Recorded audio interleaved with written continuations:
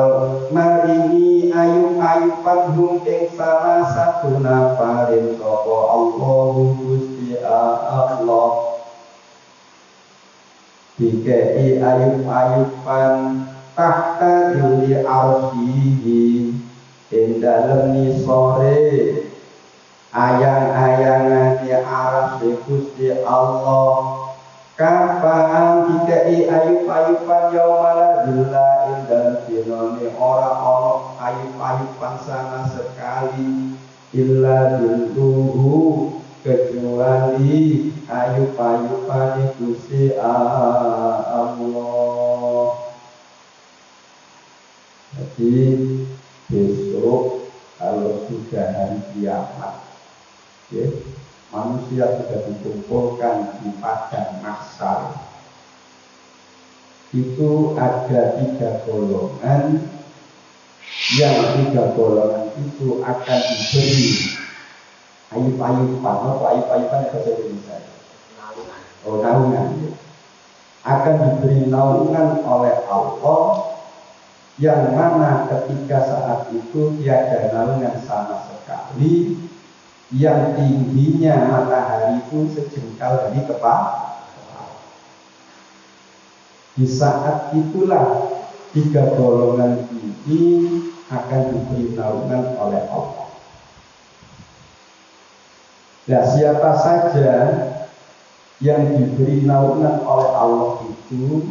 Yang pertama, al-mutawadi'u fil makarih, yaitu orang-orang yang berwudu di saat cuaca ekstrim, ya, nemen adem. Pokoknya cuaca ini pun tidak memungkinkan untuk kena air, tapi dia ketika sudah terdengar adzan atau waktu sholat sudah masuk, hayya 'alas shalah, dia langsung ke kamar mandi untuk mengambil wudhu. Padahal cuacanya ekstrim. Itu maksudnya al-mutawadi'u fil makan. Nah, yang sing kaya itu, orang yang demikian itu nanti ketika sudah di padang mahsyar, orang-orang tersebut tidak merasa kepanasan. Sebab apa? Sebab mendapatkan naungan dari Allah Subhanahu wa ta'ala. Pertanyaan pun, pulau sampai esok punya itu adem, tapi adem ekstrim loh belum. Saya lagi, orang kaya Mas Romo, lagi, kayak puncak. Ya, umpama pulau sampai kuat kok goreng dari salju macam itu, ya. Waktu ini waktu pulau sampai ini perlu melakukan wudhu untuk melaksanakan sholat, maka seperti itulah nanti orang-orang yang akan mendapatkan naungan dari Allah Subhanahu wa ta'ala. Itu yang nomor pertama. Yang kedua, termasuk orang yang mendapatkan naungan dari Allah, wal masi ilal masajid di bulan, yaitu orang-orang yang berjalan menuju masjid ketika cuaca ini gelap. Mungkin ada kata di bulan itu cuaca gelap atau kondisi tidak ada penerangan sama sekali. Tapi wonten mriki boten cuma niku artinya. Untuk menuju masjid itu banyak kendala. Ya. Nek hanya wonten mawon sih mungkin saged ya untuk ngomong gawe senter gawe napa. Mungkin dalane iki jembrot. Ya, dalane penuh liku-liku sing ekstrem. Nah, ngeten niku nek krungu adzan, dia bergegas-gegas untuk menuju masjid untuk apa? Melaksanakan sholat berjamaah. Li ajli sholati ma'al jamaah. Lho napa khusus masjid tok? Meskipun mushola nggih masuk umpama niki jalan niki ekstrim nggih. Mari udan jembrot kabeh tidak memungkinkan untuk menuju mriki, tapi kalau sampean wis krungu adzan sik tetep berangkat menuju mushola. Maka itu disebut termasuk wal masi il masajid fitbillah. Ya.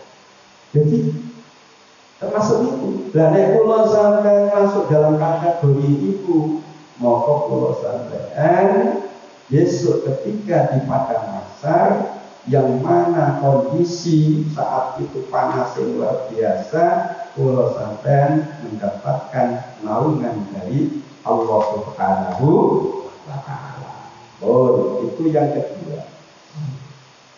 Yang ketiga, siapa lagi yang mendapatkan naungan dari Allah? Wa mut'imul ja'i, yaitu orang-orang yang selalu memberikan makan terhadap orang-orang yang lapar.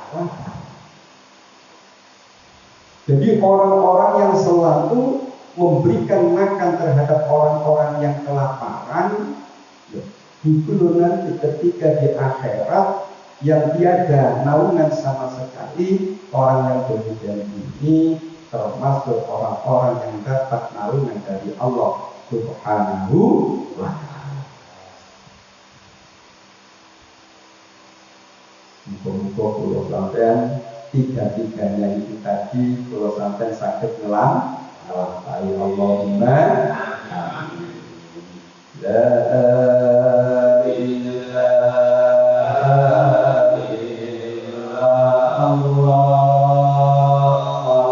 la ilaha illallah, Muhammadur Rasulullah.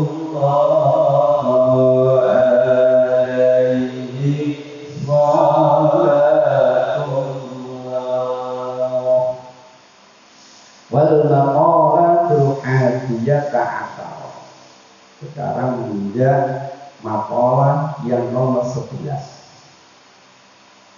Makalah yang nomor 11 ini bila di Ibrahim alaihissalam. Bila diucapkan di Ibrahim terhadap Nabi Ibrahim alaihissalam.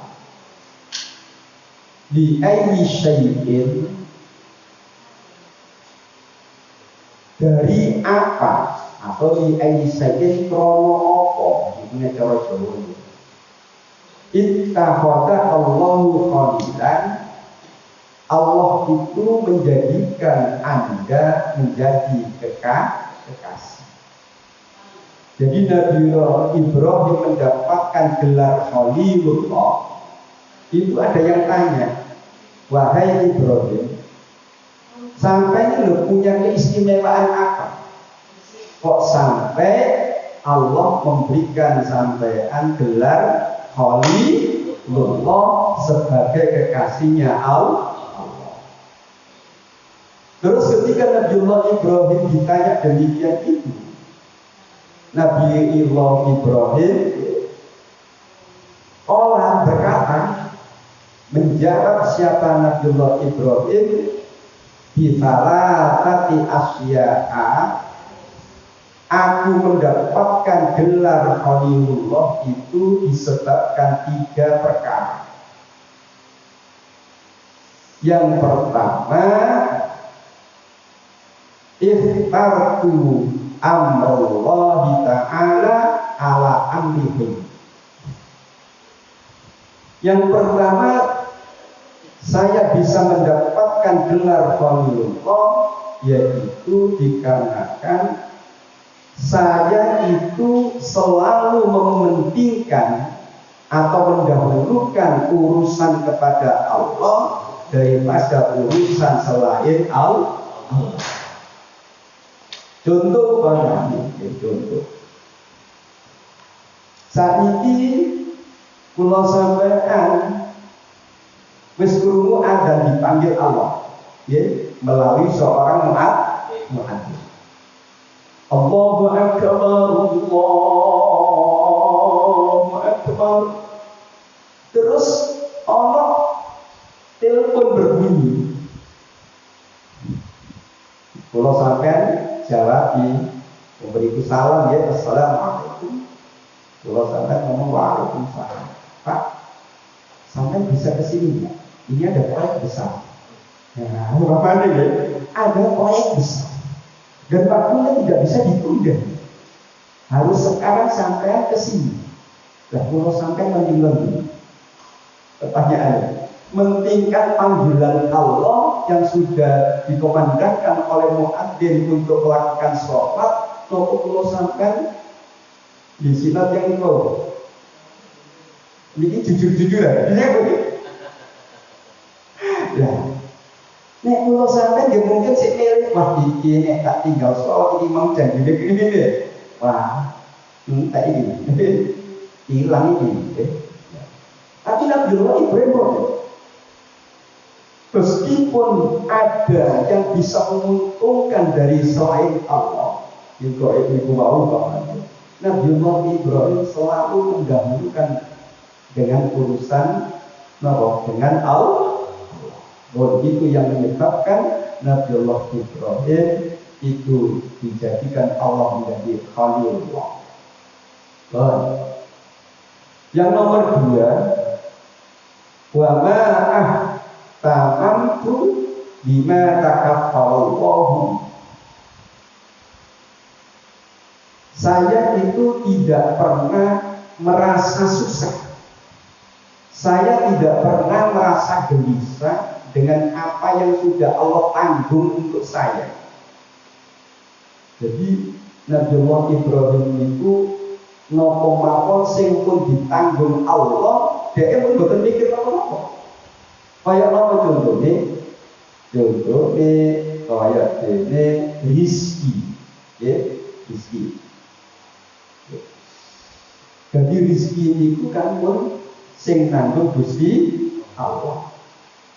Jadi Al-Quran, wa ma min dabbatin fil ardi illa 'alallahi rizquha.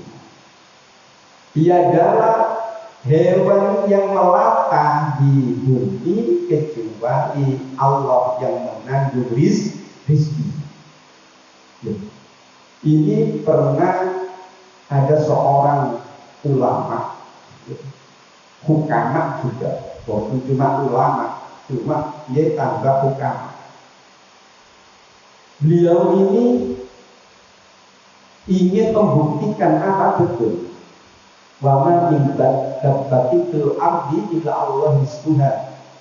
Meskipun tanpa gerak, Allah itu memberikan rizki.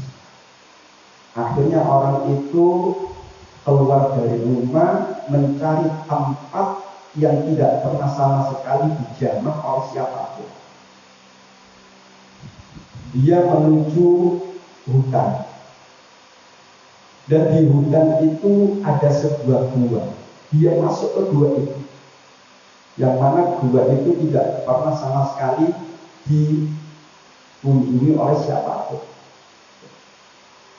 Ketika sudah di situ, orang itu pun tafakur dengan Allah, ya. Kemudian tidak lama dari itu ada 2 saudagar ini tersesat. Yang biasanya 2 saudagar ini untuk melakukan perdagangan itu lewat jalan situ, ya. Terus bingung yang dibuat, sehingga debat jalan itu tidak benar, yang satunya bukan nggak sini, situ. Akhirnya memenangkan yang jalan yang bukan dia biasa. Yang satunya percaya kalau yang situ itu jalan yang biasa. Akhirnya kedua orang ini menuju jalan yang ditunjukkan tadi. Nah, ketika dia melalui jalan itu, ternyata jalan itu menuju ke bahasa Indonesia alas itu, hutan. Masuk hutan jalannya. Ketika sudah di hutan, cuacanya ini ekstrim dan turun hujan. Maka kedua orang ini mencari perlindungan agar tidak kehujanan, menemukan sebuah gua. Maka dia masuk gua. Ketika sudah di gua, kedua orang ini beber permadani. Setelah sudah permadani dia pun siap, orang dua ini menyalakan lentera. Setelah lentera sudah dijual pun nyala, orang tua ini menyiapkan makanan perbekalan perjalanan haji. Dan ketika dia mau makan, ternyata salah satu orang itu melihat ada yang jual, orang itu. Akhirnya yang dijual ditawari roti, ya, bapak ini tadi bekal makanan, Pak, ini Pak roti. Yang dijual mengenal, bukan jawab, dia bapak. Akhirnya kedua orang itu makan. Setelah roti ini tinggal satu nopol ini, ya, satu jil, dimakan ini nggak mungkin, dimakan yang satunya nggak mungkin. Karena tinggal satu, akhirnya ditawarkan lagi kepada orang tadi. Orang itu tetap diam. Padahal orang yang menawarkan ini, Pak, ini tinggal satu loh, Pak, sampai nggak belum sampai nggak mantul. Akhirnya hati orang yang memegang roti ini, nek Jawa ini gak serantan ya, kok ditawani kita mangkok meneng. Akhirnya cangkem yang ini dibuka, roti ini dijejel lagi. Nah, setelah sudah masuk ke mulut, maka dia langsung itu ngecapi, ya, dikecapi, dimakan. Ketika sudah masuk, beliau tadi itu langsung baca Alhamdulillahirabbil alamin. Setelah itu cerita, aku mau kongkei mangan gak gelem iku krono aku ngetes dawuhe Gusti Allah, wa ma min dabbatin fil ardi illa 'alallahi rizquha. Terus kedua orang itu nek kaya ngono manfaat gak tak kei. Begitu menunjukkan bahwa rezeki itu Allah yang menanggung. Oh.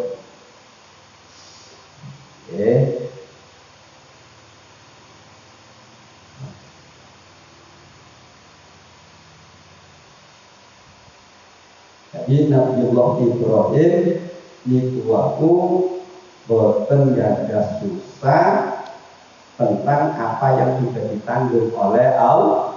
Lalu sampai nek gak duwe susah enggak? Susah ya? Susah wong kok iki wae bayar anak sekolah. Bingung lho. Mulane kalau sampai gak diangkat sampai Allah jadi kekasih Gusti Allah. Sing nomor 2 yang menyebabkan Nabiullah Ibrahim diangkat jadi Khalilullah, wa ma ta'assaitu.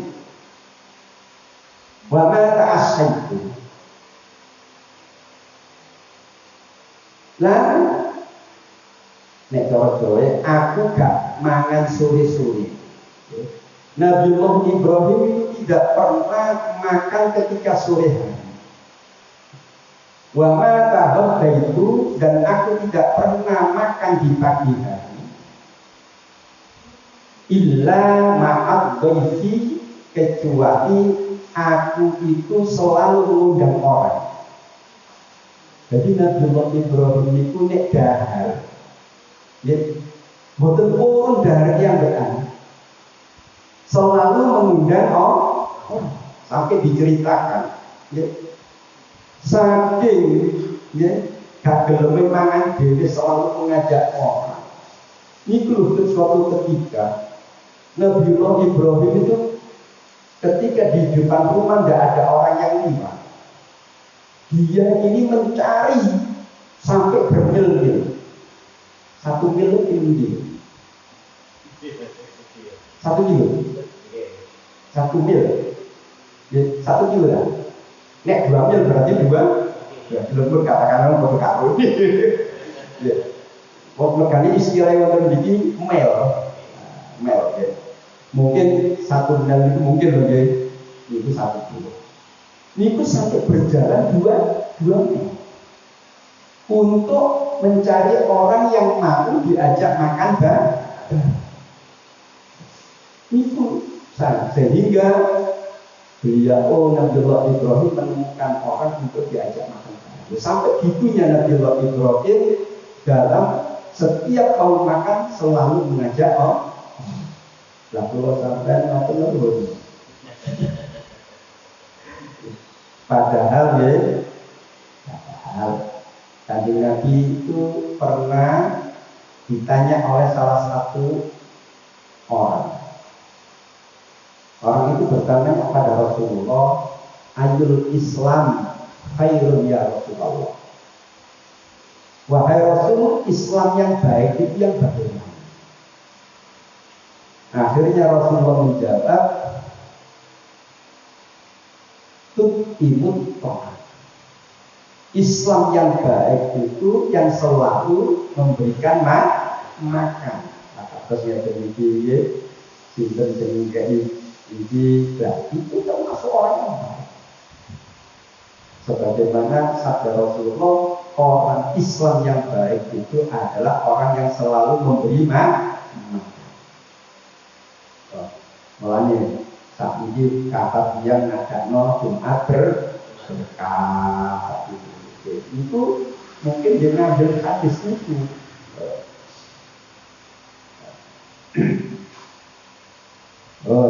Jadi kalau sampean nek iso ya selalu berbuat napa wae pun sampai kalau sampean itu medhit sebab di pintu surga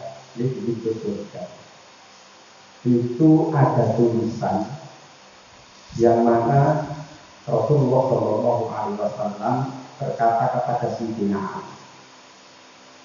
Sayyidina Ali itu diberitahu oleh Rasulullah, "Ya Ali, wahai Ali, di atas pintu surga itu ada tulisan. Yang pertama tulisannya ini, anti muharramatun. Kamu surga itu diharamkan. Diharamkan bagi siapa? Lil bahili. Yang pertama untuk orang yang bakhil. Jadi wong sing medhit, wong sing bakhil, nek cara mriki napa bakhil medhit? Pelit. Pelit. Wong sing pelit, wonten daerah wetanan silike metu cacah. Iku sepol-polan tadi. Lah, diharam surga bagi orang-orang itu demikian. Ya, mulanya pulau saja pun sampai yang ada sifat mesti paling tidak ya berulang pembayaran KI soda nih bisa minum bu 5.000 KI wong jalur terserah sama pulau sampai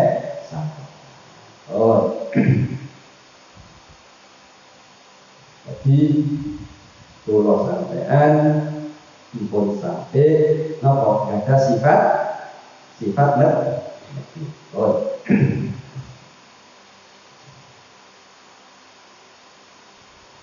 wal maqam latus saniyata ansar. Dan sekarang menginjak maqalah yang nomor 12. Maqalah yang nomor 12 ini diceritakan anba'dul hukam dari salah satu sebagian daripada orang-orang yang sudah pendekatan dirinya kepada Allah itu sudah luar biasa hukam. Kata seorang hukam itu salatatu asya'a tufarriqul usos. Ada 3 hal yang mana 3 hal ini bisa menghilangkan rasa gelisah, bisa menghilangkan rasa susah.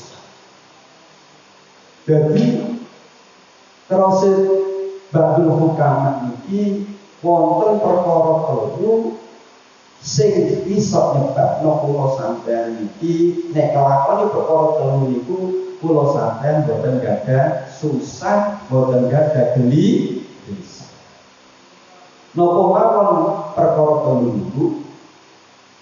Zikrullah Ta'ala, yang pertama zikir kepada Allah Subhanahu wa Ta'ala. Niku sing garap kula sampean gak susah. Kalau Kanjeng Nabi ala bizikrillahi tatmainnul qulub. Ingatlah bahwa dengan zikir kepada Allah hati akan bisa tenang, hati akan bisa bahagia. Zikir itu ada dua macam. Wonten zikir sing boten menggunakan kalimat thayyibah, boten menggunakan baca Al-Qur'an dan lain sebagainya. Zikir wonten iki wonten istilah zikir secara umum. Napa zikir secara umum itu melakukan sesuatu yang tidak melanggar syariatnya Allah. Umpama kula sampeyan kerja, iki kerja sedaya ya. Nggih, kerja ana sing nang kantor, ana sing nang gone bonang koko, bonang bulu. Melakukan sesuatu yang sesuai dengan syariatnya Allah. Umpama kula sampeyan sebagai pegawai di pabrik. Terus dalam pekerjaan kula sampeyan tidak ada sesuatu yang mengandung keharaman. Maka kula sampeyan berangkat nang pabrik itu dihitung dengan kata zikir atau dimasukkan dalam golongan orang yang berzikir. Makanya orang yang mati dalam sebuah pekerjaan itu mati syahid. Jadi orang yang mati dalam sebuah pekerjaan yang mana pekerjaan itu tidak ada sesuatu yang haram, maka orang itu matinya mati syahid dunia. Baik. Makanya kula sampeyan nek ape kerja budal teko omah niat ingsun derek rezeki Gusti Allah kanggo sandang pangane anak bojo supaya kuat ibadah. Pun niat ngoten. Niki kula sampeyan berangkat setiap putaran pentil ini lebih beri pahala oleh Allah. Berarti nek kene nang rumput pinten putaran pentil. Jadi perputaran pentil dikai ganjaran ini. Niki dereng sik kok nggone pabrik itu, dereng kok sampai kok kantor. Itu dikai ganjaran. Itu zikir secara umum. Yang nomor dua, zikir secara khusus. Zikir secara khusus itu banyak sekali medianya. Ada kalanya menggunakan kalimat thayyibah. Kula sampeyan baca Allah. Ini juga namanya zikir. Kula sampeyan baca alhamdulillah. Masuk dalam kategori zikir. Kula sampeyan baca subhanallah, itu juga zikir. Dari kalimat thayyibah ini yang paling afdal apa? Yaitu kalimat la ilaha illallah. Jadi dari kalimat thayyibah itu yang afdal untuk dibuat zikir la ilaha illallah. Sebagaimana hadis baginda Rasul Muhammad sallallahu alaihi wasallam, "A'lam annahu La ilaha illallah. Dalam sebuah hadis lagi Rasulullah bersabda, La ilaha illallah hismi wa man dakhala fi hismi amina min iqab. La ilaha illallah hismi. Kalimat la ilaha illallah itu adalah bentengku kata Allah. Wa man qalaha, dan barang siapa yang mengucapkan kalimat la ilaha illallah dakhala hismi, maka dia akan masuk pada bentengku. Wa man dakhala fi hismi, dan barang siapa yang sudah masuk pada bentengku kata Allah dalam hadis qudsi itu, amina min iqabi, maka orang tersebut akan aman dari siksaku. Berarti yang pun ahli dzikir la ilaha illallah ini yakin akan aman, kuburannya aman sampai akhir. Allahumma itu yang pertama, dzikir secara khusus. Dzikir secara khusus yang kedua menggunakan media sholat. Kalau sampai sholat, itu sholat mawon, kita mulai takbir Allahu Akbar sampai salam, maka mulai takbir sampai salam itu kita masuk dalam kategori orang yang berzikir. Al-Quran mengatakan aqimis sholata lidzikri, tunaikanlah sholat karena untuk mengingat aku kata Allah. Berarti kalau sampai ngendikane Allahu Akbar kabiran sak teruse bismillahirrahmanirrahim itu masuk dalam kategori zikir terus sampai salam. Dan yang ketiga, zikir secara khusus itu menggunakan media baca Al-Quran. Kalau sampean mau ke Quran, mari sholat, buka Al-Quran. A'udzu billahi minasy syaithanir rajim.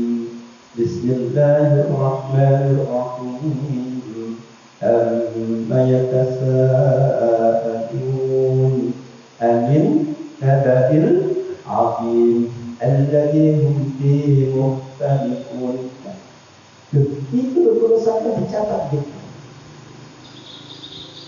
Sebab walaqad yassarnal Qur'ana lidzikri kata Allah. Sungguh aku telah mempermudah Al-Quran untuk dibuat zikir.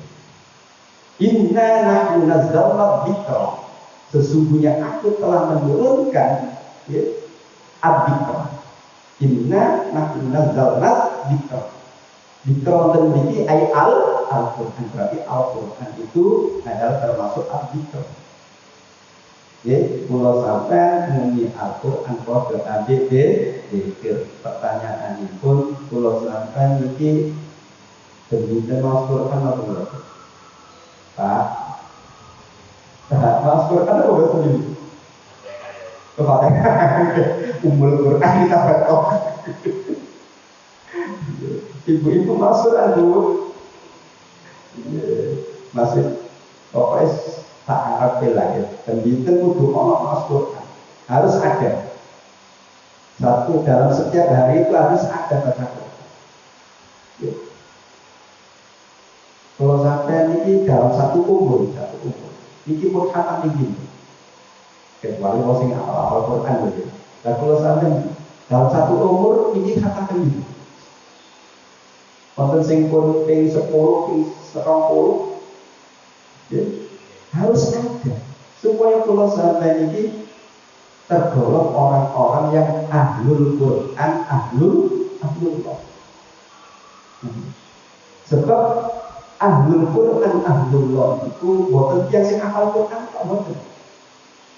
Orang yang selalu istiqomah baca Al-Quran meskipun gak hafal Quran, tapi istiqomah dalam membaca Al-Quran bu 1 bulan sekali khatam berarti nek 1 bulan sekali khatam kalau sampai naos 1 hari 1 juz one day one juz ya 1 hari 1 juz ini 1 bulan khatam nek kalau sampai belum istiqomah membaca Al-Quran insya Allah masih kalau sampai boten hafal Al-Quran masuk dalam kategori Ahlul Quran Al-Quran.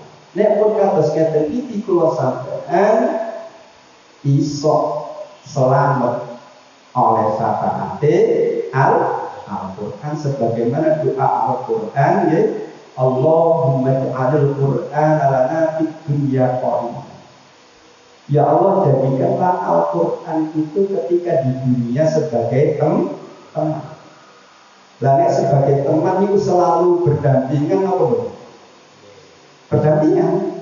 Lalu Al-Quran itu sebagai teman selalu berdampingan pada Quran itu bacaan. Berarti harus selalu dibaca. Waktu nek dikempit kok, ya. Waktu dikempit Quran itu harus selalu dibaca karena Quran itu adalah bacaan. Quranan adalah bacaan masdar dari Quran baca. Berarti Quran itu buatan dari pojokan toh kayak perhiasan malah nanti nggak tahu diwajib. Jadi kalau sampai ke Quran berapi-api pada bubet ini ngelana nggak tahu diwajib.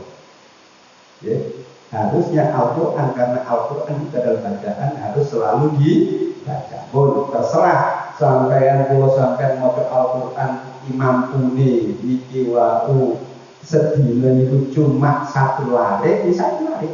Tinggi mampune sak mono. Mampune 3 garis, ya 3 garis. Tapi pun nek takon kapan kata nek 3 garis mun takon kapan khatam.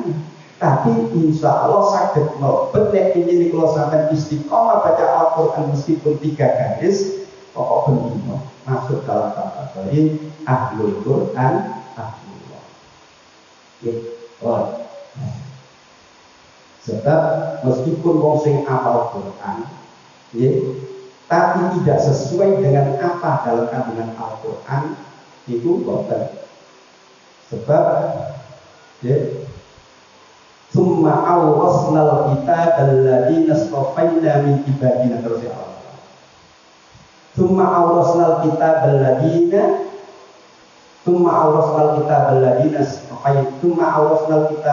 astafaina. Kemudian aku memberikan Al-Quran kepada hamba-hambaku yang aku pilih. Jadi orang hafal Al-Quran itu adalah orang-orang yang sudah dipilih oleh Allah. Tapi orang-orang yang dipilih oleh Allah itu ada 3 golongan. Semua hafal Al-Quran itu ada 3 golongan. Faminhum muqtasid yang pertama, yaitu orang yang sedengan. Sedengan itu apa? Ya kadang jujur, kadang boten, kadang lurus ibadah, kadang maksiat, muqtasid. Jadi orang-orang yang hafal Al-Quran itu terkadang dia jundung, kadang-kadang belek. Itu muqtasid. Itu Al-Quran selalu. Wa minhum dzalimun li nafsi yang nomor 2, ini yang paling bahaya.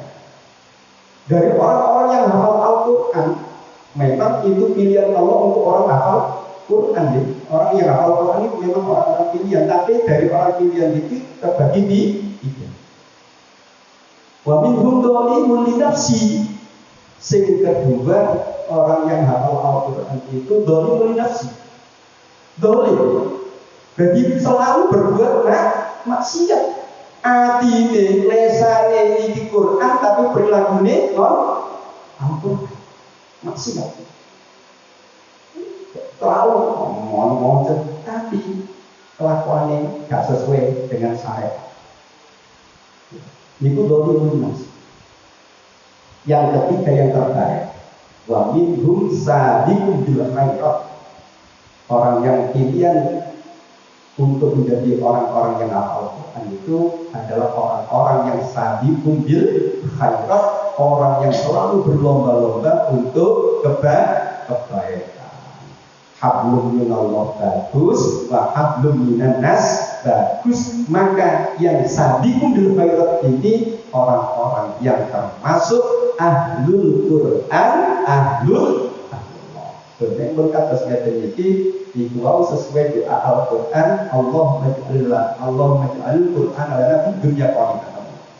Wafil qabri munisa, dan nanti ketika di kuburan Al-Quran sebagai penenang.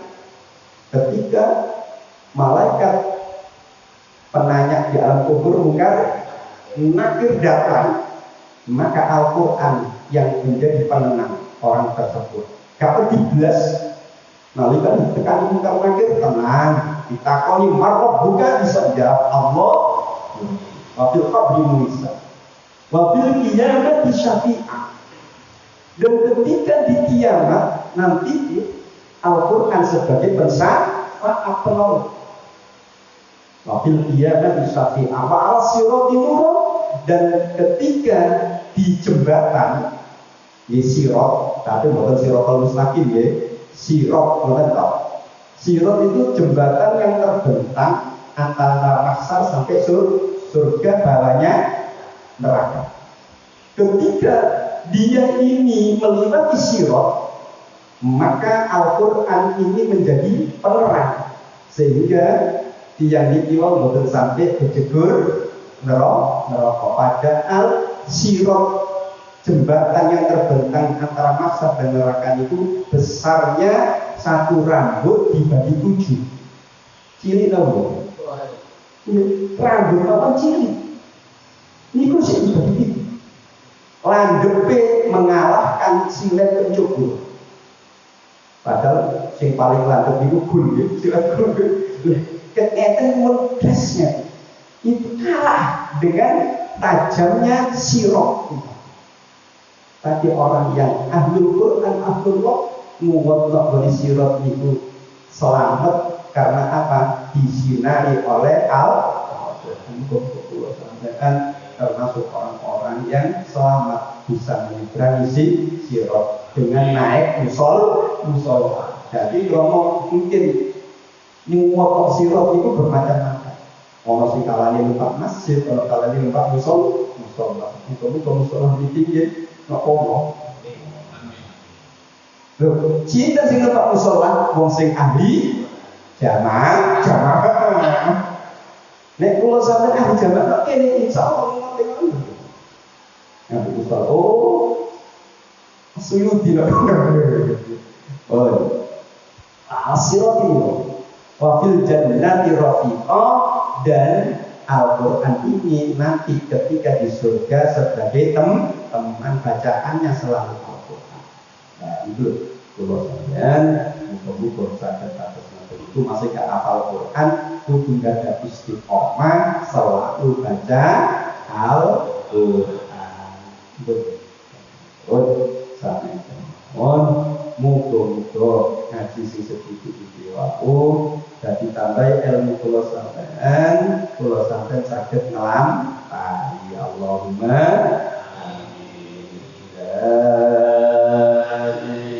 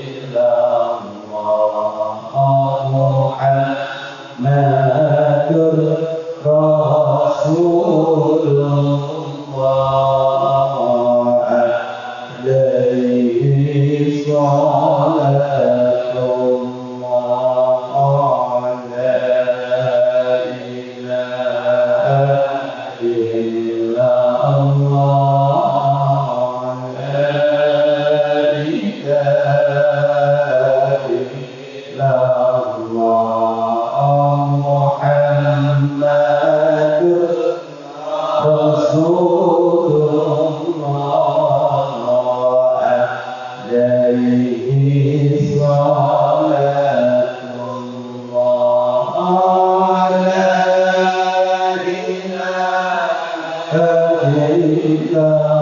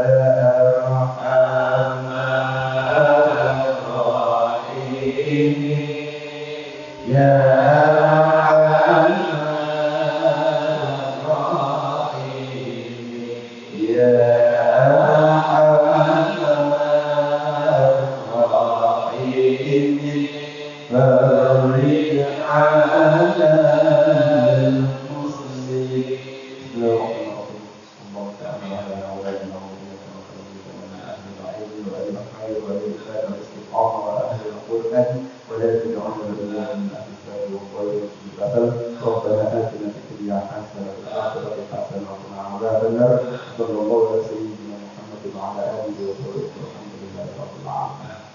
السلام عليكم ورحمة الله وبركاته. وعليكم السلام.